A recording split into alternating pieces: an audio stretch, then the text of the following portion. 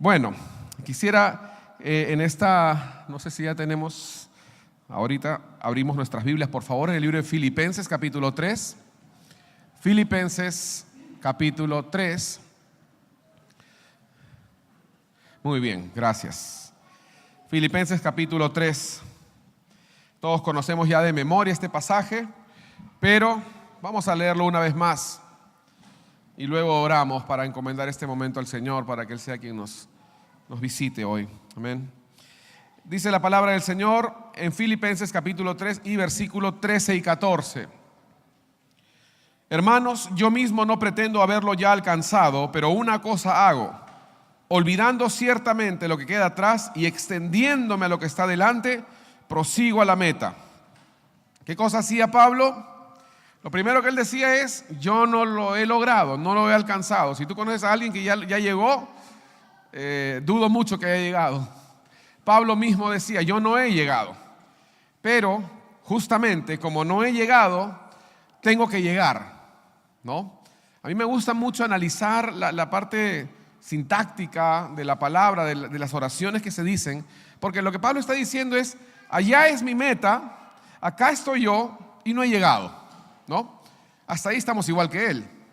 Pero luego él dice: pero no me quedo en el contentamiento y en la mediocridad de decir no he llegado. Muchos de nosotros o somos o hemos oído a otros decir: no, pero yo soy así, pues ya nadie me va a cambiar. Yo soy viejo, ya los viejos no cambian, ¿no? ¿Cuántas veces hemos o dicho eso o hemos oído decir? Eso es falso. Pablo dice: es cierto, yo debo estar allá, pero estoy acá, entonces tengo que hacer algo al respecto. Me preocupa el que yo no esté allá. Eso es lo que él estaba diciendo. Entonces lo que yo tengo que hacer es, lo primero que tengo que hacer es olvidar lo que está atrás. Noten que él no dice: lo primero que yo tengo que hacer es correr hacia adelante. Y esto a mí me impacta, porque a veces nosotros pensamos que lo que impide que vayamos hacia adelante es la falta de deseo de correr. Y muchas veces no es la falta de deseo de correr. Todos tenemos deseos de correr hacia adelante. Cuando nosotros escuchamos una alabanza apasionada en donde reta nuestro amor por Dios y decimos: yo diré, yo iré, yo responderé, yo te amo, Jesús, me comprometo, me entrego por completo. Y de verdad en nuestro corazón hay un deseo genuino de llegar. Amén. No es mentira, no estamos hablando palabras vacías al Señor. De verdad, de corazón queremos llegar. Pero Pablo nos da la clave acá, nos abre el secreto para que entendamos qué es de verdad lo que nos está impidiendo llegar. Y lo primero que él dice no es: me extiendo a lo que está adelante, sino que lo primero que él dice es: olvidando lo que queda atrás. ¿Por qué digo esto? Porque en mi experiencia en el Señor y en lo que he podido ver en mi vida y en otros, lo que nos impide avanzar no es que no querramos avanzar, no es que no queramos avanzar, es que no queremos soltar, es que no queremos dejar atrás, es que hay cosas con las que nos hemos acostumbrado, hay cosas con las que nos hemos contentado y nos hemos conformado, y una palabrita más, nos hemos acostumbrado. Y entonces, como nos hemos acostumbrado, nos cuesta el dejar atrás.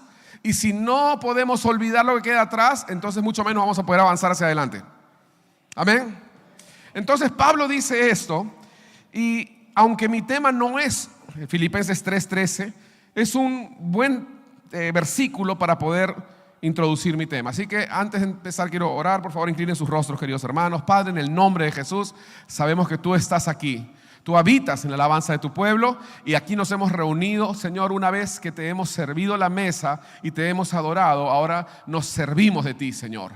Sírvenos un banquete, sírvenos tu palabra, impacta nuestras vidas, rétanos, Señor, quítanos de toda mediocridad, sácanos de la tibieza, Señor. Queremos ir y correr y avanzar, Señor, en ti.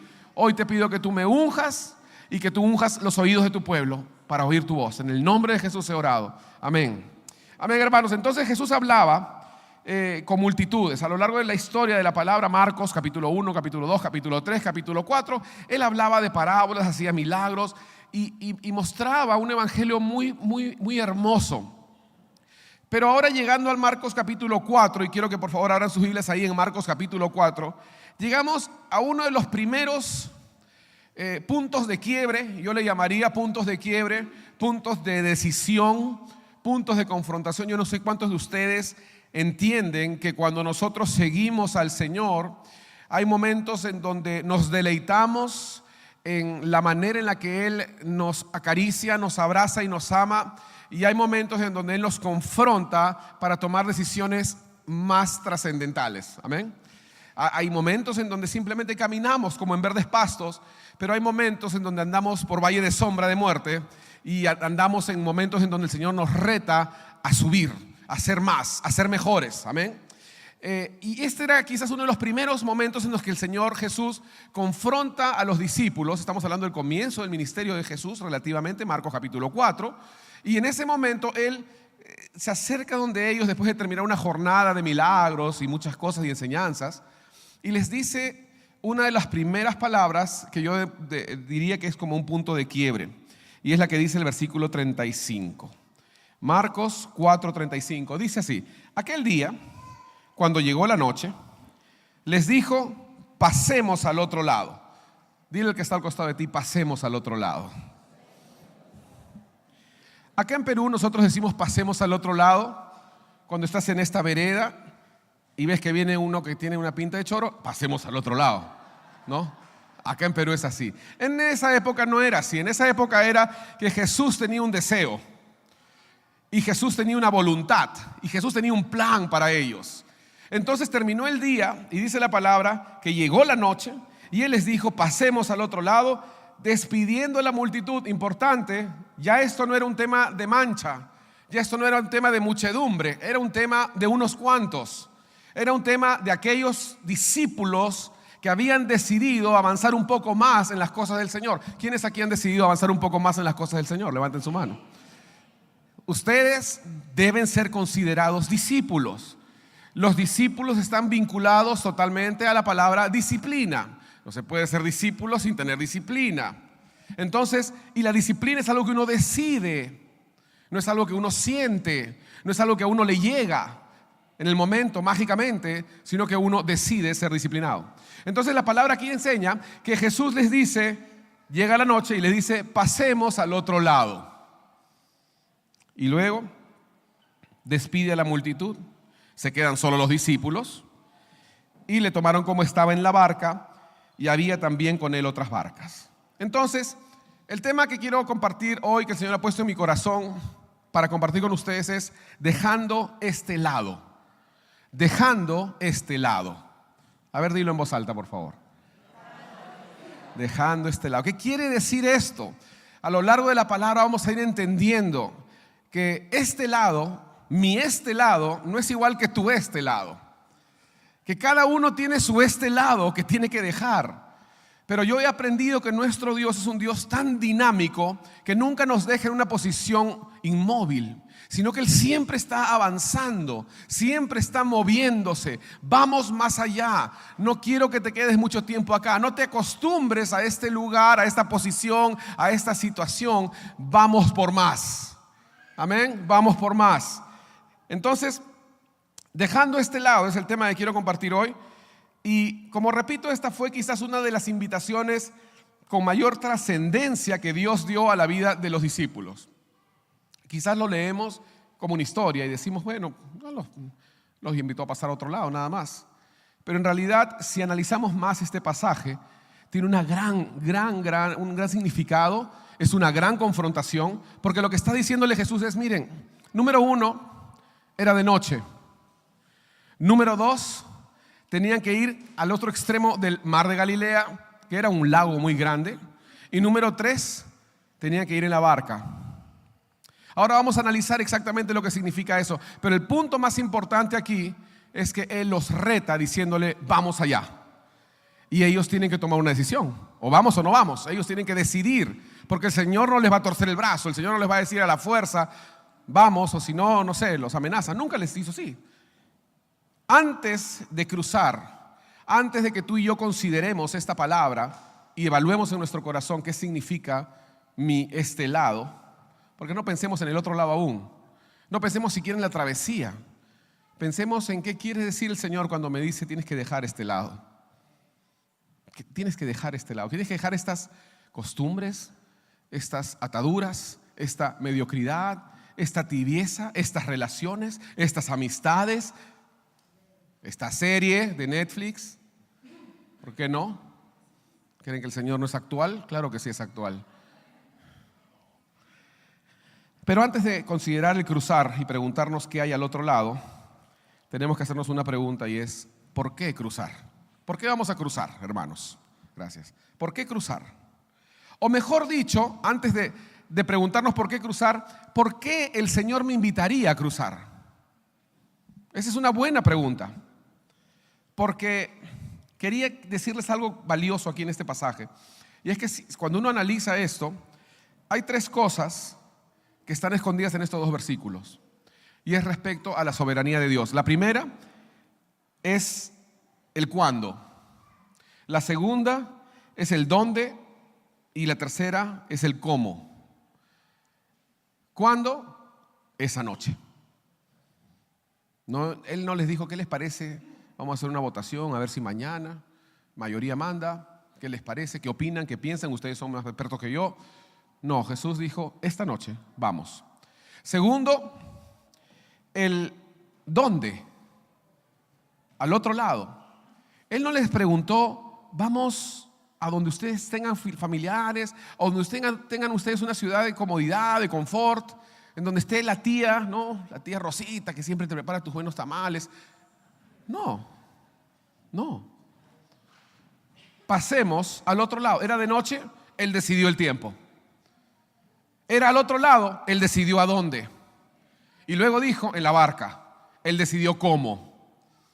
Porque este es un viaje, si uno se da cuenta más o menos, la figura del lago, del mar de Galilea, era una figura más o menos elíptica, pero de extremo a extremo, más o menos eran unos 20 kilómetros. Y la verdad es que uno podría ir por tierra también al otro lado. El otro lado había un pueblo que se llamaba Gadara. Eso es un tema completamente aparte.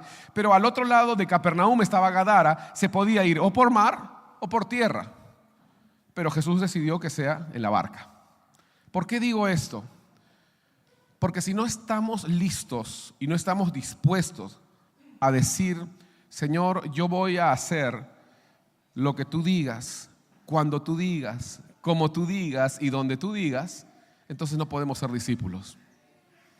Si cualquiera de esas tres condiciones, como, cuando, dónde, no podemos aceptarla y tenemos que poner nuestras condiciones, entonces no podemos ser sus discípulos. Porque a veces me encuentro con personas que dicen, no, mira, yo, como sea, yo voy a cualquier lugar, ¿no? Yo voy por cualquier medio, pero ahora no. Tengo que ir dentro de medio año que se me solucione este asunto. Otros dicen, no, yo puedo ir mañana, pero no me manden a ese lugar porque no me gusta ese lugar, porque hay gente ahí que me conoce y no quiero ir, ¿no? O hay otros que sí dicen, no, yo voy hoy, yo voy a ese lugar, pero no voy a ir por tierra, pues. No voy a ir por mar. Llévame de una forma más cómoda, Señor. Podemos ver muchas opciones, pero el punto es que el discípulo está dispuesto a aceptar todos los términos de su Señor. Tú y yo tenemos que estar dispuestos a aceptar todos los términos de Dios, porque esa es la receta del éxito. ¿Quieres tener éxito en responderle a Dios? Entonces respóndele cuando Él diga, cómo Él diga y a dónde Él diga. Eso fue lo que Él les dijo. Ahora yo me pregunto, ¿qué implica pasar al otro lado? Cuando leemos este pasaje, siempre pensamos en el viaje para ir al otro lado. Algunos ya conocen la historia y ya conocen la historia del Gadareno, y a veces, porque conocemos tanto, se nos pasan estos puntos tan importantes, que es simplemente el paso inicial, que es dejar la costa y subir al barco. Porque para dejar este lugar tienes que estar dispuesto a pagar el precio de lo que implica dejar este lugar. A veces nos cuesta dejar situaciones. A veces cuando el Espíritu Santo nos habla en la palabra y nos va dando convicción de pecado respecto a alguna amistad, alguna sociedad, alguna relación, decimos: no, Señor, eso no lo toques. Eso es mío, déjame a mí con eso. Y nos hemos contentado con eso. Y ese es el impedimento más importante para poder seguir adelante. No es que Dios no tenga planes grandes para ti. No es que Dios no tenga grandes planes y preciosos promesas para ti, sino que tú no estás dispuesto a dejar este lado. Y de eso estamos hablando, de dejar este lado. Entonces, ¿qué implica pasar al otro lado? Antes de subir a la barca, antes de cruzar, tenemos que pensar en qué es lo que estamos dejando o estamos dispuestos a dejar. ¿Qué es lo que queda atrás? ¿Qué es lo que está en donde nuestros ojos ven en el retrovisor? ¿Qué es lo que va a quedar atrás? Implica dejar cosas a este lado. Implica dejar amistades. Implica dejar maneras de hacer las cosas. Implica dejar hábitos, a veces hábitos que controlan nuestras vidas. Implica dejar, no sé, cada uno tiene que dejar que el Espíritu Santo le dé esa dirección y deje que el Espíritu Santo le ministre para ver qué es lo que Dios está esperando que tú dejes para que puedas subir a la barca. Amén. Como seres humanos tendemos a conformarnos a un estilo de vida. Somos seres sedentarios, nos acostumbramos, a nadie le gusta, siempre digo esto, a nadie le gusta mudarse, es todo un trajín mudarse, ¿no? Porque nos acostumbramos a un lugar, ¿no? Y la gente que se muda, yo no sé si acá pasa igual, ¿no? Pero la gente que se muda generalmente trata de mudarse cerca, ¿no? No cambia de distrito, porque ya se acostumbró a ese distrito, a las tiendas, a las amistades y a muchas cosas, porque somos seres de costumbre. Pero llega un momento en que nuestra costumbre puede ser un impedimento para responderle a Dios. Y cuando Jesús les dice a los discípulos: pasemos al otro lado, ellos han tenido que preguntarse muchas cosas. ¿Por qué? ¿Para qué? Pero ¿y si no volvemos? ¿Y si no nos va bien? A veces tenemos que dejar costumbres o hábitos. Y quiero que me acompañen a Números capítulo 34, por favor. Porque los hijos de Israel, los judíos, los hebreos, no eran muy diferentes a los discípulos, ni tampoco muy diferentes a lo que tú y yo somos hoy. Los hijos de Israel también recibieron su llamado de pasar al otro lado. Solo que su otro lado era la tierra prometida, Canaán. Y su este lado, ¿cuál era? Egipto, ¿no? ¿Están conmigo, hermanos? ¿Es cierto o no es cierto? Los hijos de Israel también recibieron su llamado. En algún momento Dios dijo: pasen al otro lado. Vamos, pasen al otro lado. ¿Cuál es el otro lado? Aquí está Egipto y aquí está la tierra prometida.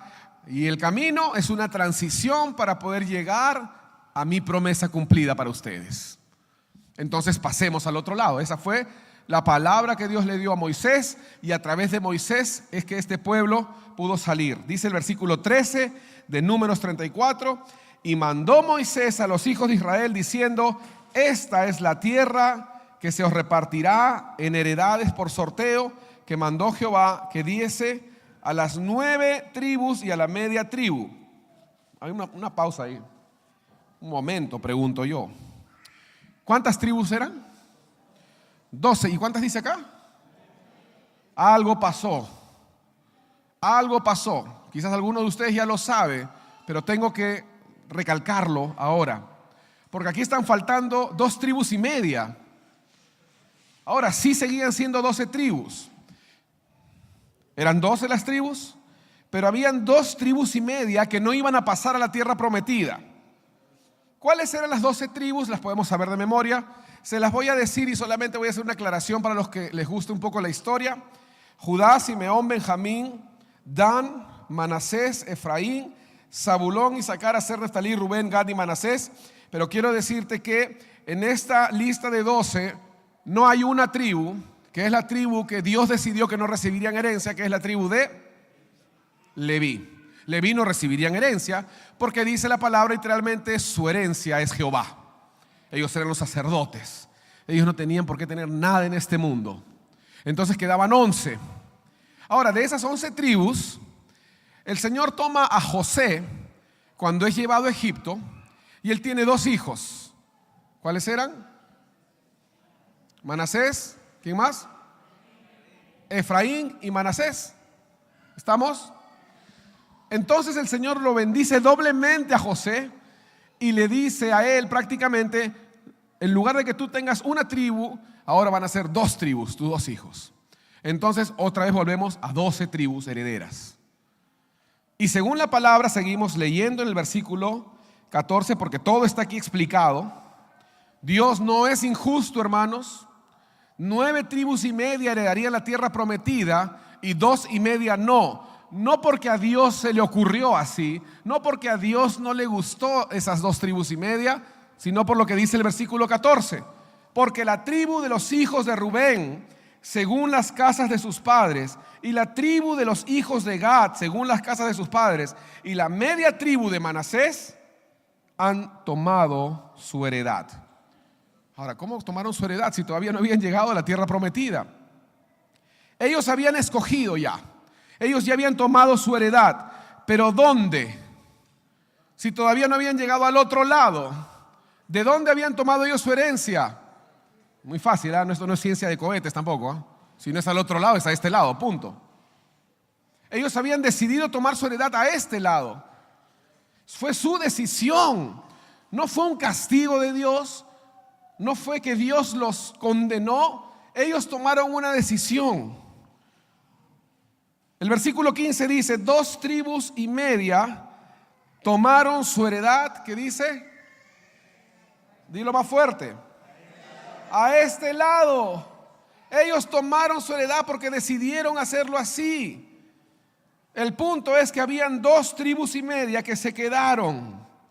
2 tribus y media, cuando recibieron la invitación de ir a la tierra prometida, a lo excelente que Dios tenía para ellos, dijeron, no, gracias. Ahí no más. Ellos tomaron esa decisión, como muchas veces nosotros tomamos la decisión del conformismo, de la mediocridad y de no avanzar más en Dios, teniendo preciosas y grandísimas promesas por delante. Decidimos quedarnos ahí y ellos decidieron quedar. ¿Sabes qué? Tú puedes tener tanto de Cristo en tu vida como tú quieras. Si no quieres, no lo tienes. Si lo quieres, lo tienes. Si quieres mucho, lo tienes mucho. Y estas tribus dijeron, así nomás estamos bien. Estamos cómodos. Yo no entiendo quizás cómo llegaron, me imagino nomás que al comienzo ellos decían, vamos todos a la tierra prometida, vamos a ganar, el Señor nos ha dado una tierra que fluye leche y miel, vamos a responder al llamado de Dios, vamos a servir al Señor con todas nuestras fuerzas, entregaré toda mi vida al Señor. Pero poco a poco la batalla se fue tornando dura, difícil y larga. No vieron resultados inmediatos. Se prolongó la batalla y su perseverancia fue decayendo lentamente. Y fueron estableciéndose, fueron acostumbrándose a su situación presente. Escúchame, fueron acostumbrándose a su situación presente. Nunca te acostumbres a tu situación presente, porque tu situación presente no es tu situación permanente. Así sea buena o mala. Si es mala, es más fácil no acostumbrarse, ¿no? Pero si es buena, nos gusta acostumbrarnos. Nunca te acostumbres a tu situación presente, porque tu situación presente no es permanente. Dios tiene más y más para ti. Ellos se fueron acostumbrando y de pronto surgieron frases como, sí está bien, eso cansa. Pero hermano, vamos a avanzar en el Señor, tenemos esta actividad, vamos a orar, vamos a leer la palabra, vamos a unirnos en este evento, vamos a servir a Dios, vamos a involucrarnos en los ministerios de la iglesia, vamos a llegar puntuales. No, eso cansa. Así está bien. ¿Ya para qué más? ya soy salvo, ya me va bien en mi casa, el Señor me ha dado tantas cosas buenas, yo ya cumplo con Dios, yo doy mis diezmos, ya, ¿para qué me voy a involucrar más? Ese tipo de frases. Ya no quiero seguir, estoy bien como estoy. De verdad que estoy bien como estoy, déjame así nomás, por favor, gracias. Y esta te va a gustar a ti, Fernán. Es que quiero evitar la fatiga. ¿Alguna vez hemos dicho eso? Es que quiero evitar la fatiga. Estoy bien así como estoy, pues pastor. Tan temprano. Yo le dije una vez a una oveja, a las 7, es a las 7. No, pero yo me levanto a las 8, a las 7, tan temprano. No, a las 7 de la noche, tan tarde, pastor. Y al final nunca se puede, pues. Nunca se puede. Porque el que no quiere, no quiere. Y el que quiere, quiere. Más bien deberíamos preguntarnos, deberías preguntarte a ti mismo, ¿cuál es mi situación presente? Porque no puedo acostumbrarme a mi situación presente, ya que mi situación presente es temporal.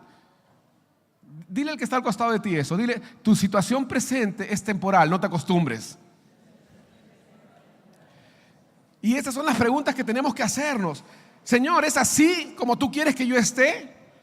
¿Así como estoy ahora? Si el Señor viniera hoy mismo, de verdad tú dirías, Señor, estoy orgulloso que me encontraste en mi mejor momento. ¿Es acaso esto lo que tú me has prometido? Todo lo que tú hiciste en la cruz, todas las preciosas y grandísimas promesas, ¿es para que hoy yo esté como estoy en este momento? ¿Es a esto a lo que Dios me ha llamado? Si es que eres un cristiano dominguero, Cristo murió en la cruz, hizo un pacto contigo para darte lo mejor, para que tú seas un cristiano dominguero. ¿Es con esto con quien Dios quiere que yo esté luchando? ¿O ya debería yo estar más adelante? Ya debería haber avanzado un poco más. Ya debería haber roto con este vicio hace rato, ¿no? Ya debería haber roto este hábito hace buen tiempo. Pero sigo con eso. Sigo dando vueltas en el mismo lugar, a este lado, a este lado. Poco a poco se fue apagando el deseo. Poco a poco se fueron debilitando sus fuerzas y al mismo tiempo su situación presente, que es temporal, fue tomando más fuerza. Cuanto más tiempo estés en una situación presente, la harás tú más permanente y afianzándose más en ellos. Pero quiero recordarte algo, hermano. Dios te ha dado el otro lado. Dios no te ha dado este lado. Tú puedes conformarte con este lado, pero Dios te ha dado el otro lado. Dios pagó el precio por el otro lado. Tu título de propiedad es del otro lado. El hecho de que no lo tengas hoy no quiere decir que Dios ha desistido o se ha desanimado o ha tirado la toalla, ni que tampoco su voluntad ha cambiado. Su voluntad no ha cambiado. De hecho dice la palabra en Romanos, sea Dios veraz y todo hombre mentiroso. Acompáñenme a Romanos capítulo 12, por favor. Romanos capítulo 12.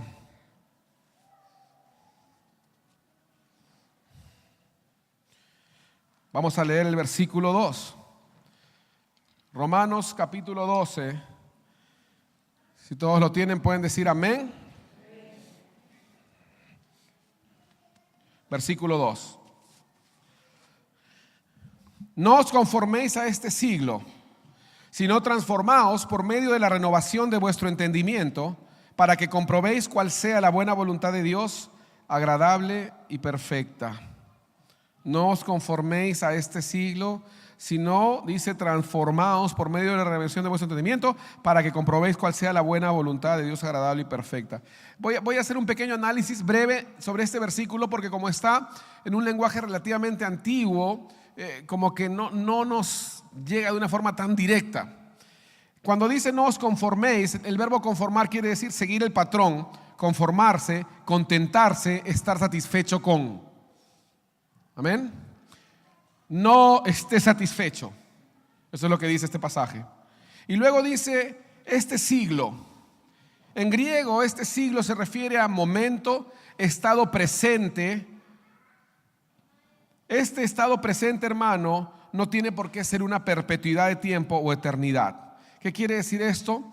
Lo que está diciendo este pasaje en Romanos es: no estés satisfecho con tu momento presente, porque hay más, porque Dios te ha llamado a más, porque Dios te ha ofrecido más, te ha prometido más. Y porque si tú te contentas con tu situación temporal presente, entonces pocas ganas tendrás de avanzar, porque ya estoy bien, ya estoy cómodo, voy a ser como las 2,5 tribus. Yo ya encontré acá mi lugar, me estaciono, hago mi casa, hago mi templo, hago mi enramada y acá me quedo, porque no quiero seguir avanzando ni responder al reto que Dios tiene para mí. No te conformes, no estés satisfecho con tu situación presente. Y hoy quiero hacerte un reto. Y el reto es: sube a la barca. Deja tu situación presente. Es temporal, hermano. Sea buena o mala, es temporal. Tus luchas son temporales. Tus pruebas son temporales.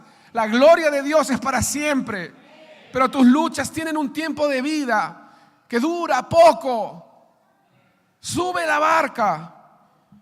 Hoy te desafío a responder a esta primera parte del llamado, que es avanzando al otro lado. Avancemos al otro lado. Y tu respuesta a la pregunta: ¿estás dispuesto a dejar este lado? Debe ser sí. Escojo estar donde Dios está. Seguirlo. Escojo estar en su casa. Escojo estar en sus caminos. Yo prefiero estar, porque si conocen la historia sabrán muy bien que inmediatamente subieron a la barca, se desató una tempestad y Jesús estaba ahí. Pero yo escojo 1000 veces estar en la tempestad con Jesús que a este lado sin Jesús en la calma. Es 1000 veces mejor, 1,000,000 de veces mejor. ¿Sabes por qué tienes que subir a la barca? Porque ahí está Jesús. Si hay una sola razón, por lo menos, si te has acostumbrado demasiado a este lado, si te cuesta demasiado dejar este lado, por lo menos anímate con una cosa, y es que Jesús va a subir a la barca contigo. Da ese paso. Da ese paso. Yo no sé lo que tengas que dejar, y yo no sé lo que el Espíritu Santo hoy esté mostrándote a ti. No voy a nombrar con nombre propio las cosas que a veces nosotros tenemos que dejar, porque la palabra dice: si queremos ser tus discípulos, tenemos que negarnos a nosotros mismos, tomar nuestra cruz y seguirle. Yo no sé lo que eso implique. Para algunos puede ser quizás dejar una amistad que no es buena.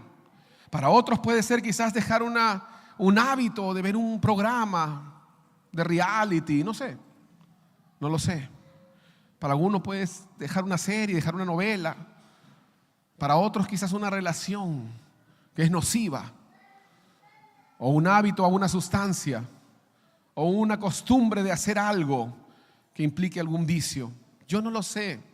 O simplemente el hecho de dejar la mediocridad y decir: ya basta. Señor, tú no me has salvado para que yo sea un cristiano de domingo.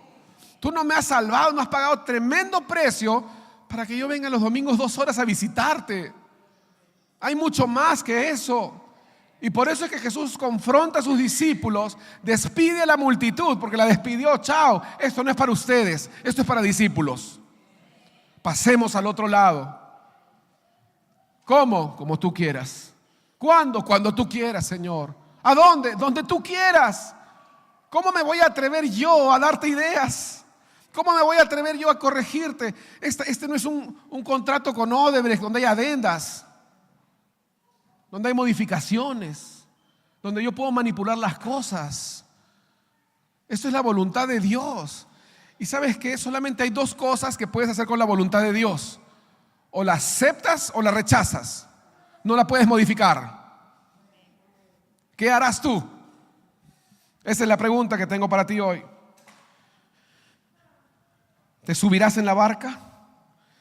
¿Decidirás dejar tu situación presente? ¿Entiendes, hermano, que tu situación presente no es permanente, sea buena o mala? ¿Te subirás? ¿Darás ese paso que para muchos puede implicar algo muy grande? Puede implicar dolor quizás, pero la palabra dice que si nosotros decidimos seguir al Señor, no podemos mirar atrás. No importa lo que se quede atrás. Lo que estoy seguro es que valdrá la pena. Lo que estoy seguro es que después mirarás hacia atrás con gozo, y las personas más adultas y mayores en la fe en este lugar te pueden decir eso. Miro atrás y estoy gozoso de haber tomado la mejor decisión de mi vida, decirle sí a Jesús, decirle sí, Señor, y lo haría 1000 veces más. Pónganse de pie, queridos hermanos, aquí terminé.